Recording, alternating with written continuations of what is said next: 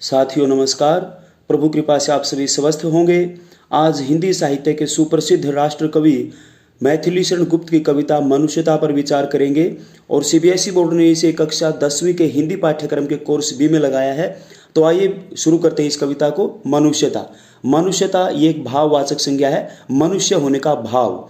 मैथिली शरण गुप्त ने इस कविता में ये बताया है कि आप मनुष्य तो हैं, लेकिन क्या मनुष्य के लिए जो आवश्यक गुण होते हैं वो आपके अंदर हैं? यदि हैं तो बहुत अच्छी बात है, कुछ एक और गुण होने चाहिए। मैथिली शरण गुप्त यहाँ पर उन गुणों को भी बताते हैं। तो देखते हुए कौन कौन से गुण बताए गए हैं। तो यहाँ पर प्रत्येक अंतरे के पहले शब्दों के अर्थ जानेंगे, उसके बाद इसका हिंदी सरलार्थ करेंगे और कुछ भाषा शैली संबंधी विशेषताएं बताई जाएंगी, ताकि आपको जब इस कविता से संबंधित कोई प्रश्न का उत्तर लिखना होगा तो वो आपके लिए सहायक हो सके। पहला अंतरा है, विचार लो कि मृत्यु हो, न मृत्यु से डरो कभी, मरो परंतु यों मरो कि याद जो करें सभी। हुई न यों सुमृत्यु तो वृथा मरे वृथा जिए, मरा नहीं वही कि जो जिया न आपके लिए। वही पशु प्रवृत्ति है कि आप ही चरे, वही मनुष्य है कि जो मनुष्य के लिए मरे। विचार लो, इस बात को अपने मन में बैठा लो, अच्छी तरह से जान लो। मृत्यु मरणशील, मरण धर्मा, नश्वर। सुमृत्यु अच्छी प्रकार से मृत्यु, वृथा बेकार में, पशु प्रवृत्ति पशुओं वाला स्वभाव। आइए इसका सरलार्थ देखते हैं। कवि गुप्त जी कहते हैं कि विचार लो कि मृत्यु हो, न मृत्यु से डरो कभी। कि इस बात को अपने मन में बैठा लो, इस बात पर अच्छी तरह से विचार कर लो कि हम मरणशील हैं, मरण धर्मा है, हमारा शरीर एक दिन नष्ट हो जाएगा, इसलिए हमें कभी भी मृत्यु से नहीं डरना चाहिए। मरो परंतु यों मरो कि याद जो करें सभी। मरना तो है, लेकिन इस तरह से क्यों न मरें कि मरने के बाद लोग हमें याद करें। और याद कैसे करेंगे? हम अच्छे कार्य करें, भलाई के कार्य करें, ताकि मरने के बाद लोग हमारे आदर्शों पर चलें और उनके लिए हम एक मिसाल कायम कर जाएं। वो हम उनके लिए हम प्रेरणा स्रोत बन जाएं। हुई न यों सुमृत्यु तो वृथा मरे वृथा जी। कवि गुप्त जी कहते हैं कि यदि हमारी मृत्यु सुमृत्यु में परिवर्तित नहीं होती है तो हम बेकार में तो जिए और बेकार में ही हम मरे। सुमृत्यु क्या है? तो कवि बताते हैं कि जिस व्यक्ति की मृत्यु के बाद लोग उसे याद करें और उसके कार्यों को अपना आदर्श मानकर उसका अनुसरण करें, उस व्यक्ति की मृत्यु ही सुमृत्यु कहलाती है। कहने का भाव ये है कि जो लोग परोपकार, सेवा, बलिदान, त्याग आदि का जीवन जीते हैं, उनकी मृत्यु को ही कवि ने सुमृत्यु कहा है। मरा नहीं वही कि जो जिया न आपके लिए। जो व्यक्ति स्वयं के लिए नहीं जीता बल्कि दूसरों को सुख देने के लिए जीता है, परोपकार के कार्य करता है, दूसरों के जीवन को संवारता है, वह व्यक्ति मरकर भी मरा नहीं हुआ होता। क्यों? क्योंकि मरने के बाद भी लोग उसको याद करते हैं, उसकी पुण्यतिथियां, उसके जन्मदिन मनाए जाते हैं, तो ऐसे व्यक्ति मरकर भी अमर हो जाते हैं। हमारे देश में कितने ही महापुरुष जिनकी जयंती और पुण्यतिथियां मनाई जाती हैं, तो वो आज मरकर भी अमर हो गए हैं। आज 23 मार्च है। मेरे लिए सौभाग्य की बात है कि मैं भगत सिंह जी को, राजगुरु सुखदेव को याद कर रहा हूं। वो आज मरकर भी अमर हो गए हैं, उनकी प्रसिद्धि चारों ओर फैली हुई है। वही पशु प्रवृत्ति है कि आप ही चरे। कवि गुप्त जी बताते हैं कि जैसे पशुओं वाला स्वभाव है ये, तो जैसे पशु खाता है और एक तरफ बैठ जाता है, उसको किसी कोई चिंता नहीं। तो जो व्यक्ति स्वार्थी हैं, केवल अपने लिए ही जीते हैं, अपने लिए ही घूमते फिरते हैं, अपने ही आनंदों में डूबे रहते हैं, दूसरे की कोई परवाह नहीं करते, ये तो पशुओं वाला स्वभाव है। हमें ऐसा नहीं होना चाहिए। हम पशु नहीं हैं, मनुष्य हैं और मनुष्यता के गुण हमारे अंदर होने चाहिए। परोपकार, भलाई करना, समाज देश का कल्याण करना, दूसरों के लिए प्रेरणा स्रोत बनना, उनके जीवन को सुधारना, वही मनुष्य है कि जो मनुष्य के लिए मरे। वास्तविक अर्थों में मनुष्य वही है जो दूसरों के लिए जीवित रहता है और दूसरों के लिए ही इस संसार से विदा हो जाता है। मैथिली शरण गुप्त ने अपनी सभी कविताएं खड़ी बोली में लिखी हैं। कुछ एक बोलचाल के शब्द भी हैं, संस्कृत निष्ठ शब्दावली का प्रयोग भी है, और जैसे पशु प्रवृत्ति में प की आवृत्ति के कारण अनुप्रास अलंकार है, और उपमा, रूपक और जो पुनरुक्ति प्रकाश है, इन अलंकारों का भरपूर यहाँ पर प्रयोग किया गया है। आइए दूसरा जो अंतरा उसको देखते हैं। उसी उदार की कथा सरस्वती बखानती, उसी उदार से धरा कृतार्थ भाव मानती, उसी उदार की सदा सजीव कीर्ति कूजती, तथा उसी उदार को समस्त सृष्टि पूजती। अखंड आत्म भाव जो असीम विश्व में भरे, वही मनुष्य है कि जो मनुष्य के लिए मरे। यहाँ पर उदार का अर्थ है दयालु, परोपकारी, बड़े दिल वाला। कथा कहानी सरस्वती, जो पुस्तकें हैं, सरस्वती विद्या की देवी सरस्वती, और विद्या कहाँ है? पुस्तकों में। बखानती वर्णन करती है। धरा पृथ्वी कृतार्थ भाव, धन्य भाव, और सजीव जीवंत कीर्ति प्रसिद्धि कूजती, मधुर आवाज में गूंजती है। समस्त सारी सृष्टि संसार पूजती पूजा करता है। अखंड एकता का भाव, आत्म भाव अपनेपन का भाव, असीम असीम जिसकी कोई सीमा नहीं है, ये संसार बहुत बड़ा है, इसकी कोई सीमा नहीं, अनंत विश्व है ये विश्व संसार। तो इस प्रकार ये शब्दों के अर्थ है। अब इसका सरलार्थ देखते हैं। कवि गुप्त जी कहते हैं कि जो ये सरस्वती है, जो पुस्तकें हैं, यानी कि जो बड़े बड़े कवि हैं, लेखक हैं, साहित्यकार हैं, उन्होंने महापुरुषों की, परोपकारी लोगों की, जो बड़े बड़े परोपकारी जैसे कर्ण हुआ है, राजा शिवी हुआ है, और भी जो बड़े बड़े महापुरुष हुए हैं, उनकी कथा को इन पुस्तकों में उन कवियों ने, साहित्यकारों ने किया, वर्णन किया है। सरस्वती यानी कि विद्या जो है, उन्हीं लोगों की कहानी को कहती है। मरने के बाद भी उनकी कहानी आज भी जीवंत है। उसी उदार से धरा कृतार्थ भाव मानती, और जो दयालु है, जो परोपकारी है, उसी से यह पृथ्वी अपने आप को धन्य मानती है। जैसे हमारी माँ कहती कि मैं धन्य हूँ जो ऐसे पुत्र को, ऐसी पुत्री को जन्म दिया है, तो ये पृथ्वी भी हमारी माँ है, और उन महापुरुषों के लिए कहती कि मैं धन्य हूँ जो मैंने ऐसे महापुरुषों को जन्म दिया है, क्योंकि वो दयालु हैं और परोपकारी हैं। उसी उद्धार की सदा सजीव कीर्ति कूजती, और जो उद्धार है, जो बड़े दिल वाला है, जो परोपकारी है, उसी की हमेशा उसकी मृत्यु के बाद भी सजीव कीर्ति कूजती, यानी कि जीवंत रूप में उसकी प्रसिद्धि आज भी गूंजती रहती है। मरने के बाद भी उनका गुणगान किया जाता है, उनकी पुण्यतिथियाँ, उनके जन्मदिन मनाए जाते हैं, उनके आदर्शों पर लोग चलकर लोग अपने जीवन को धन्य बनाते हैं, कामयाब होते हैं। तो वो कौन है? वो परोपकारी व्यक्ति। तथा उसी उद्धार को समस्त सृष्टि पूजती, और उसी उद्धार की को यह समस्त सारा सृष्टि संसार पूजती पूजा करता है। देखिए, आज राम कितने सालों पहले हुए हैं, वो हमारे लिए आदर्श थे। उनके जो जीवन को जीने के लिए जो आदर्श बताए हैं, रामायण में, महाभारत में जो आदर्श बताए गए हैं अच्छे अच्छे ग्रंथों में, उन महापुरुषों, जो परोपकारी लोगों का जो वर्णन किया गया है, उन परोपकारी लोगों को आज भी सारा विश्व, सारा संसार पूजा करता है उनकी।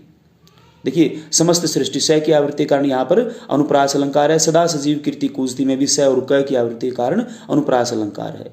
यहाँ पर संस्कृत निष्ठ शब्दावली का प्रयोग है। खड़ी बोली तो संपूर्ण इस रचना में है ही। अखंड आत्म भाव जो असीम विश्व में भरे, अखंड एकता का आत्म भाव, अपनेपन का भाव, असीम जिसकी कोई सीमा नहीं है, ऐसा विश्व संसार। और वह उदार कौन है? जो एकता का भाव और अपनेपन का भाव पूरे विश्व में भरता है। जैसे सरदार वल्लभ भाई पटेल ने 562 रियासतों को रातों रात इकट्ठा कर दिया था। वो चाहते थे कि अखंड भारत का निर्माण हो। ऐसे ही जो आत्म भाव रखता है पूरे विश्व में, भाईचारे का, विश्व बंधुत्व का भाव रखता है, एकता का भाव रखता है, पूरे संसार को एक परिवार मानता है, वह व्यक्ति उदार है। वही मनुष्य है कि जो मनुष्य के लिए मरे। वास्तविक अर्थों में मनुष्य वही है जो दूसरों के लिए अपने प्राण त्याग देता है, परोपकार के कार्य करता हुआ इस संसार से विदा होता है। क्षुधार्त रंति देव ने दिया करस्त थाल भी, तथा दधीची ने दिया प्रार्थ अस्थि जाल भी। उसी न रक्षितीश ने स्वमास दान भी किया, सहर्ष वीर कर्ण ने शरीर चर्म भी दिया। अनित्य देह के लिए अनादि जीव क्या डरे, वही मनुष्य है कि जो मनुष्य के लिए मरे। क्षुधा होता है भूख, आर्त व्याकुल, भूख से व्याकुल। रंतिदेव एक राजा है, बड़े परोपकारी और त्यागी। कर होता है हाथ, स्थ रखा हुआ, हाथ में रखा हुआ थाल, ये पुल्लिंग है, स्त्रीलिंग में से थाली भी कह सकते हैं, हाथ में रखी हुई थाली। दधीची एक ऋषि हैं। प्रार्थ दूसरों के लिए, अस्थि जाल हड्डियों का ढांचा या हड्डियां। उसी नर गांधार नरेश का क्षितिश राजा, स्वमास अपने शरीर का मांस दान कर दिया। सहर्ष प्रसन्नता पूर्वक, शरीर चर्म अपने शरीर का चमड़ा या कहें कवच और कुंडल। अनित्य नश्वर मरने वाला, देह शरीर अनादि जिसका आदि है न अंत है वो अनादि, जीव आत्मा। ये थे शब्दों के अर्थ। इसका सरलार्थ देखते हैं। क्षुधार्त रंतिदेव ने दिया करस्थ थाल भी। गुप्त जी कहते हैं कि रंतिदेव एक त्यागी और परोपकारी राजा थे। एक बार उनके राज्य में अकाल पड़ जाता है तो देवता भिखारी के रूप में आते होंगे परीक्षा लेने के लिए। जब वो थाली हाथ में रखकर भोजन कर रहे थे तभी वहां पर कोई भिखारी आता है और उसे वो भोजन मांगता है। तो राजा रंतिदेव उनको पूरी की पूरी थाली दान में उसको भोजन के लिए दे देते हैं। तो हमें भी ऐसे ही परोपकारी और दानी बनना चाहिए। तथा दधीचि ने दिया प्रार्थ अस्थि जाल भी।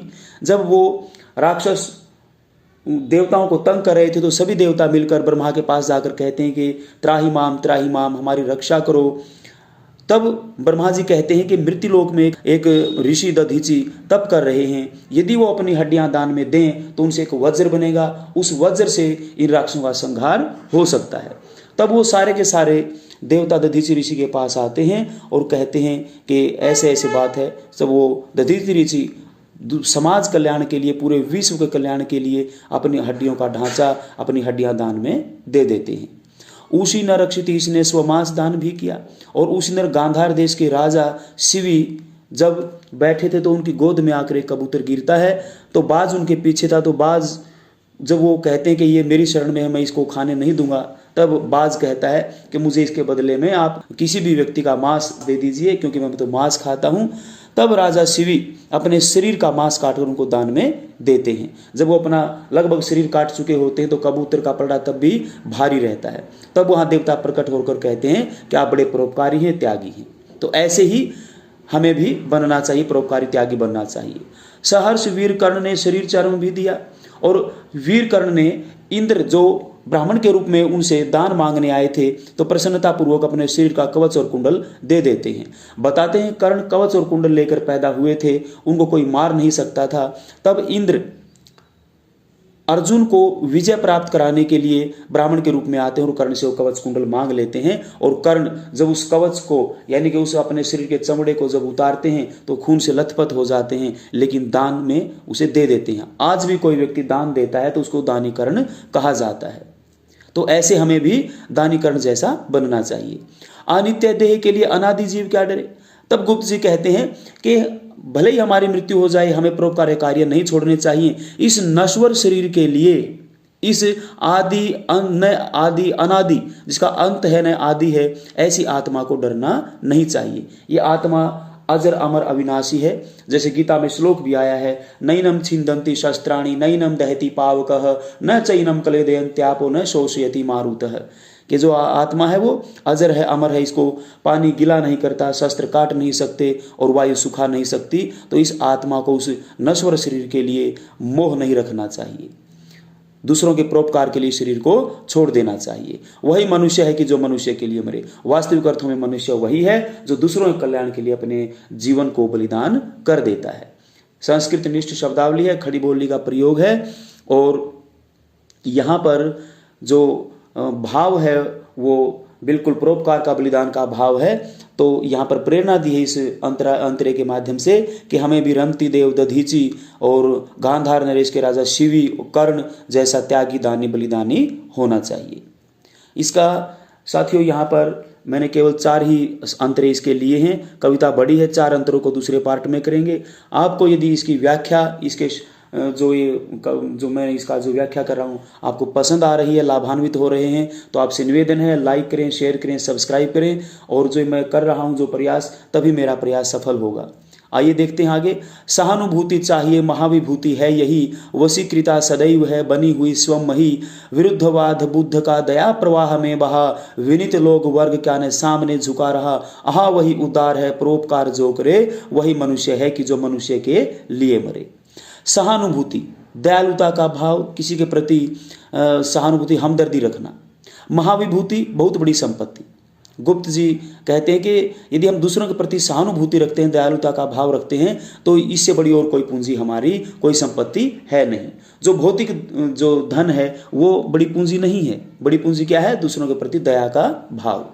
वशीकृता, वश में हुई है सदैव हमेशा मही यह पृथ्वी। यह पृथ्वी हमेशा उसी व्यक्ति के वश में रही है। उसी व्यक्ति का इस पृथ्वी पर रहने वाले लोगों ने गुणगान किया है, जो परोपकारी है, दयालु है, दूसरों के लिए अपने जीवन को बलिदान कर देता है। वही व्यक्ति दूसरों के दिलों में रहता है और दिलों में रहना ही इस पृथ्वी का उसके वश में रहना कहा गया है। विरुद्धवाद बुद्ध का दया प्रवाह में बहा। विरुद्धवाद बुद्ध का, महात्मा बुद्ध का नास्तिक दर्शन है। वो नास्तिक दर्शन है, वो शून्यवाद के प्रवर्तक हैं।